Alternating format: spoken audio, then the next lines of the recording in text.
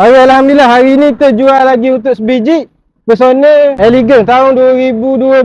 Angah baru masuk iklan untuk TikTok tadi. Ni ramah sangat ni dalam platform TT tadi. Ramah sangat duk nanya. Tapi alhamdulillah nak jadi ke rezeki abang. Jadi alhamdulillah ni angah nak royaknya. Personal tahun 2012 Elegant angah update tadi dah terjual.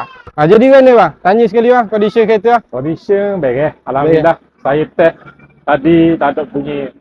Semua okey. Ada bunyi tiku-tiku lah. Okey. Tak ada tiku, tak ada megang ada lagi. Tak ada masalah rasanya. Okey lah dari segi ada calon-calon manja ni untuk ni biasa dah. scare bang. Scare tu normal lah bagi angah. Nak perfect macam baru tu susah lah. Jadi alhamdulillah bagi angah rasa abang nama dia bang. Panggil Saipu dah lah. Bagi angah untuk abang saya puas hati dah pun kita rasa puas hati. Angah gitu mudah je. Ekor sejuk. Ekor sejuk bang. Bahagian bawah okey. Tak ada bunyi, mana enjin pun okey, comel tu. Beres comel. Mantap ah. Alhamdulillah tu. Tu kita nak tu. Ni ramah sangat ni duk nanya tadi. Jadi alhamdulillah hang nak royak ni dah terjual.